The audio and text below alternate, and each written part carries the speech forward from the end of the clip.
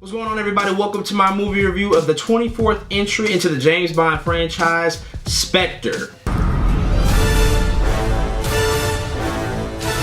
24 films. Wow, 24 films that have been produced by Eon Productions. Here we are 53 years later and the James Bond franchise is still a mainstay in pop culture. It's really a testament to the staying power of this character and of this franchise. People love and gravitate towards James Bond, which is why we're still getting films to this day. So 3 years ago, Skyfall was released and was directed by Sam Mendes and starred Daniel Craig in his third appearance as James Bond. Here we are 3 years after that film and we get the same crew and cast that we did in Skyfall. And to be quite honest, because of that, I'm going to be comparing Spectre a lot to Skyfall because it really is the same crew and cast that we had in the previous iteration. So if you saw Skyfall, you know that that's an incredible movie. That's one of the best James Bond films ever made. It had just everything you could ask for. It had an incredible song and intro from Adele. It had an incredible villain, incredible action, and a lot of plot twists. So you have to imagine that the pressure for Spectre to follow up behind that is very, very much in place, similarly to Quantum of Solace after Casino Royale. So let's get right into it. What is Spectre about? How is it? How does it stack up to the other James Bond movies? So Spectre stars Daniel Craig in his fourth iteration as James Bond, and he basically comes across the criminal organization known as Spectre. This is the first time Spectre has been featured in a James Bond movie since 1971's Diamonds Are Forever. If you know your James Bond history like I do, if you've seen all of the movies, you know Spectre was a mainstay criminal organization in the original film starring Sean Connery. When I found out that Spectre would be the centerpiece of this movie, I was very, very excited, especially since Daniel Craig has been sort of a reboot,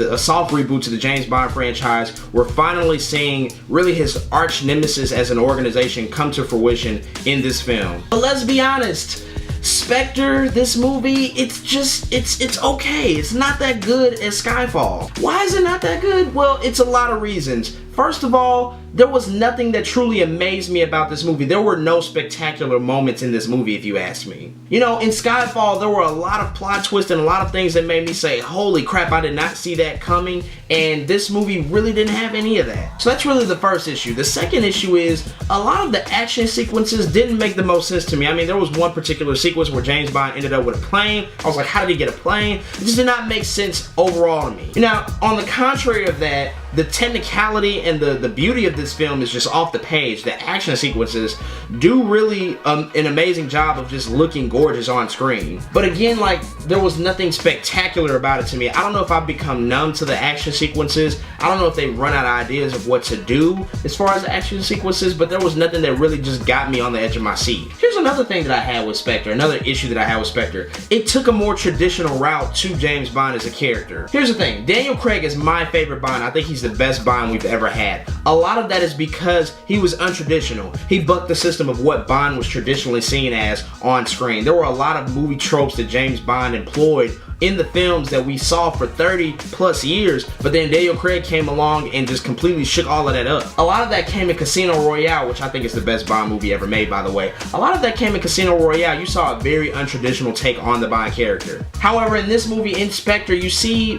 James Bond and a lot of those movie tropes coming back into play. You see him revert to a lot of that behavior, and I didn't really appreciate that. It's like I said, I really enjoyed the untraditional approach that we had to Bond. We have plenty of films that we can see as the traditional steak and not sure womanizing Bond that we know and that we pretty much all grew up with, but I really like that they took James Bond and Daniel Craig's iteration of James Bond and made a completely different character overall. And that's not to say that Daniel Craig doesn't do a good job in this film. I think he still does an incredible job as James Bond. It's just a shame to see them revert back to some of the similar behaviors that made this franchise famous in the first place, instead of taking risks that they have been taking over the past about decade now. And finally, my last big thing about Spectre is that, you know, there really is a waste of the villains in this movie. I mean, you have Christoph Waltz, who's one of my favorite actors. I think he's incredible. He plays Ernst Stavro Blofeld. That's not a spoiler, by the way. That's been promoted in the marketing material. He plays Ernst Stavro Blofeld, who is known as the arch nemesis of James Bond, but I really was not that impressed with his take on the character. There was nothing really haunting or menacing about his character portrayal,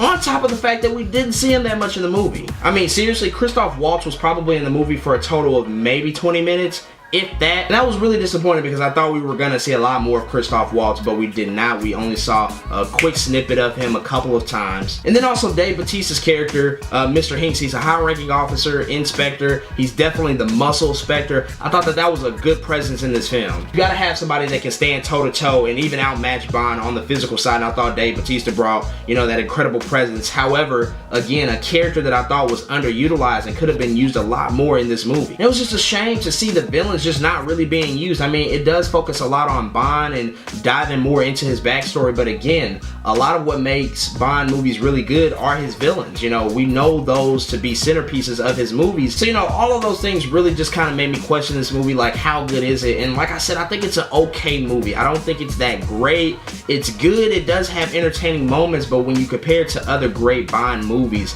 it just doesn't stack up to me. Some good things I do like about the movie, like I said, Daniel Craig, I think he does an incredible job again. Also, the opening, the intro with Sam Smith's songs, Writings on the Wall, and the opening, you know, intro to the movie, I thought was very well done. Is it the same as Skyfall? Is it as powerful as Adele's Skyfall? No, but I thought Sam Smith's song is still really good, and it's an appropriate, you know, song and title for this film. And then the supporting cast I thought did well with what they had. You know, you had Q, you had Moneypenny, you had M, you had those traditional characters in the Bond movies that were established in Skyfall continue their roles in this movie. However, they were underutilized, as were the villains. But I mean, I will give credit to this movie. Like I said, visually and from a technical standpoint, it's really an incredible movie. Like, there are some action sequences that are just like, you know, really interesting to look at, and they're kind of awe-inspiring. I thought the opening with the Day of the Dead scene was very well put together and thought out, with the helicopter scene as well. And then even the fight between James Bond and Mr. Hinks, you know, on the train during the middle of the movie, that was also very well executed. Probably my favorite point in the movie. I mean, it's reported that it's one of the most expensive films ever made. It possibly had a budget of $300 million, so they really showcased that on screen, and there are some spectacular things to kind of look at. However, if I'm comparing it to Skyfall, it's not as beautiful of a film as Skyfall, if you ask me. With all of that said, you really do have to go see the film and make a judgment for yourself. Like I said, it was entertaining at some points. It was interesting to watch, but overall, it just did not wow me in the way that I wanted it to, like Skyfall. Go check it out for yourself. Go make your own thoughts and opinions about the movie. This is the 24th film in the franchise, so they got a long history of James Bond movies, and now we're talking about who might potentially be the next Bond. Is it time for a new Bond? Who knows? Maybe Daniel Craig has one more left in him, maybe one more spectacular movie. However, this movie is out now. Go check it out. Spectre is in theaters. With all of that said, I am going to give Spectre a 7.1 out of 10. Like I said, not an incredible movie. It's an okay movie. It's cool. It's good to watch. I'll watch it again, but it just does not stack up to its previous iteration, Skyfall. That is a little bit disappointing. Alright folks, that's all I got for my movie review of Spectre. As always, go check me out on social media, JRW the Creator, on Twitter and Instagram. And then go check out my website, jordanrwilliams.com. And as always folks, I'll see y'all next time.